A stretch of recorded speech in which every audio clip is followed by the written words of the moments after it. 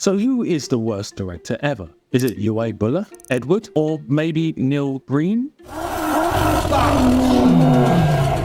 Or maybe it's just this guy. No, you know, the critics are, I don't know what's going on with me and the critics of the United States. I gotta tell you, something's going on. What? No. Because he was once a great director who did this.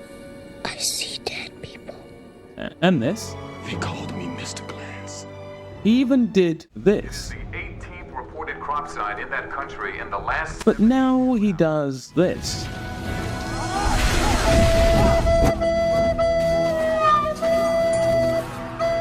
He was once a director dubbed the new Spielberg, bigger than Tarantino. His movies were event movies that people would queue to see. His scripts were shrouded in secrecy and speculated over. The question is, how did a great director suddenly become one of the worst directors? In 1999, M. Night Shyamalan was one of the world's most sought-after directors. His movie Sixth Sense was a surprise box office hit that had people talking about the twist ending at the water cooler. The man who grew up idolizing Spielberg and making films as a kid with a Super 8 had finally made it in Hollywood after years of making studio movies and being a scriptwriter, including being a co-writer on Stuart Little and a ghostwriter on She's All That. Suddenly, he was propelled to stardom. At the time, the movie was the second highest grossing horror movie of all time. Everyone wanted to know what he was going to do next. And then 1 year later, he hit us with Unbreakable, his take on the superhero genre. Gritty, grounded, full of suspense and intrigue, and of course a twist ending, marking what could be deemed as Samuel L. Jackson's second best performance ever. The film hit hard. Again, another box office hit. And then in 2002, signed an Alien movie with a twist ending, another box office hit. In fact, from Sixth Sense to The Village, his 2004 film with a twist ending, all of the director's films made a significant profit and were box office hits. And also, it was around about the time of The Village that the shine started to wear off. The twist ending gimmick was getting a bit tiresome, and the excellent filmmaking that Shyamalan was crafting was starting to get unnoticed. Instead, people would judge him based on his twist endings. Was it good or was it bad? And it seemed like no one during this era started to realize that he was actually writing dialogue in a very strange way. What? No. But it seems like The Village is where things started to go a little bit haywire. You see, the problem wasn't necessarily the twists. The twists were fine. The issue was the rewatchability. Unlike The Sixth Sense and Unbreakable, both Signs and The Village were so heavily written with the shock value of the ending in mind that the storytelling beforehand really struggles. In fact, if you look at the ratings for each of these films, you can visibly see the audiences and the critics' patience for his work dwindling. And then the bottom really fell out. As an example of how fabulously self-indulgent in it, there is a character, right? The narf has to come out of the swimming pool to inspire an artist, a writer, to finish a very important piece of work. So there's a character in the film, he's a writer who's going to write a very, very important piece of work that's going to change the way the world is viewed. He's going to pay a terrible price for it, but the book that he writes is going to be incredibly important. And M. Night Shyamalan, who shall I get for this Christ-like role? Shall I get Mel Gibson? No, he's busy. Shall I get Laurence Olivier? No, he's dead. I know, I shall play it myself. He casts himself as the saviour of the world. And if you thought his acting was not great in the cameos that he's done in his previous films, I mean, this is just intergalactically poor. Perhaps after the royal roasting that he is receiving around the world, and rightly so, for Lady in the Water, he's going to stop, take stock, and get back to making great films again, because he is a good filmmaker. But on the ego of this film is, and I speak as somebody who has an enormous ego, believe me, next to M. Night Shyamalan, I am the humblest of field mice crawling along in the wake of his extraordinary self-belief.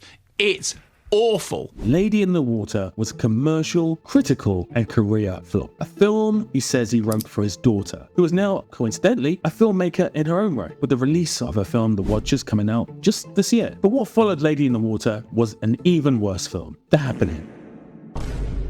What? No. Suddenly, Shyamalan was in deep waters. Waters that the commercial success of his first 4 films allowed him to float in, but just so barely. The film was a real disaster. It was a moment when even his actual filmmaking was in question. Before, it was a conversation about him relying on twists, and then Lady in the Water was seen as a blip. The Happening had no excuse. It was dreadful writing, acting, direction, and casting. Heck, on this film, even the catering was probably poor. His career was on a life support machine, and he needed a hit. So, what did he do here? Quiz time. A. Write an incredibly original script, craft it, take his time with it, cast some amazing actors and win an Oscar. B. Make a live-action version of a critically acclaimed anime that no director in the world could have outdone. I'll give you a few seconds to answer that. Meanwhile, why don't you hit the like button and then subscribe to the channel, because you're a legend and I love you. Right. It's answer time. If you chose A, you was completely wrong. He chose B and it flopped critically. 5%. Wow, I thought things couldn't get worse. The Last Airbender is a truly terrible film. It seems to not understand its source material. The casting choices were questionable. The dialogue was, well... That child is being arrested. For what? He was bending tiny stones at us from behind a tree. It really hurt. Any remains of critical respect he had were nearly officially dead and gone. Now, having said that, the film actually did make $319 million on a $150 million budget. So actually, the movie is seen as a flop universally, but it did make a profit, just about. Maybe there was hope yet. Maybe all he had to do was work with a script that... The concept of being green 1,000 years from now was one of the big ideas that everybody and the extended team... Oh, fuck. So he thought this was going to be the thing that propelled him back to the top. It wasn't. The film was a critical and commercial disaster, and redemption was no longer an option. It was...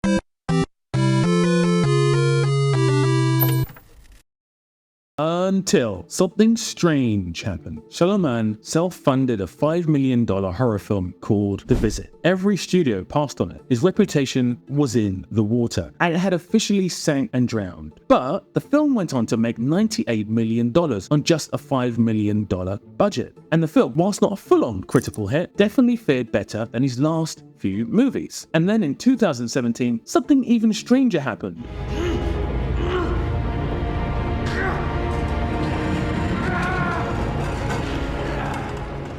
The director pulled off the biggest twist of his career so far by sneaking a sequel to his hit Unbreakable into the cinemas. And he did this by calling the film Split and only leaning towards it being a sequel in the last few frames. A genius move. The film grossed close to $300 million on a $9 million budget. Again, all self-financed. The critics and the audiences loved it. Were we seeing a resurrection? 2 years later, Glass was released, a sequel to both films, and again it made bank. Nearly $300 million again. The critics didn't like this one, but the audiences were split. You see what I did there? No? Okay. And then 2 years later, the critics and the audiences were again split. I'm not going to do that joke again, I promise. On this sci-fi horror movie, which again made a big profit. And then his most recent release, Knock at the Cabin, was less successfully commercial, but more successful critically. The director, it seemed, had found a viable model, financed the films himself, and then he can do what he wants. So far, it's working out brilliantly. And it seems like he's moved away from the idea of at first chasing the audience's approval with elaborate twists, to then trying to be a studio hired hand with blockbusters, to now just making films that he wants to make on his own terms. And with the upcoming release of his next film, Trapped, which comes out on August 2nd, 2024, and stars the always interesting Josh Harnett, it's exciting to see where his career is going. On a personal level, I tend to think Shyamalan is a technically brilliant director. He knows how to make a visually interesting film. Some of his shot structures are amongst the best in Hollywood. There's no denying that. Whilst his films may not always be good, they are always at least interesting. His dialogue work is not good at times, but occasionally he'll draw an incredible performance out of an actor. It's a shame that he had to sink to the bottom in order to find the place he's at now, but he seems a lot more happy with himself and his work. So the question was, how did a great director suddenly become one of the worst directors in Hollywood? And the answer is easy. He tried to do what he thought everyone else wanted him to do, and when he did, they didn't want that. It's a very important lesson, not just in filmmaking, but also in life. Sometimes listening to the tiny little voice in your head can sometimes work out better for your own soul and your career. I'm looking forward to seeing Trap and what crazy little things M. Night Shyamalan has cooked up in his ocean of creativity. Now, if you could split your love for the like button and the subscribe button, I would absolutely adore that. Till the next one, big love. Plan on murdering me in my sleep.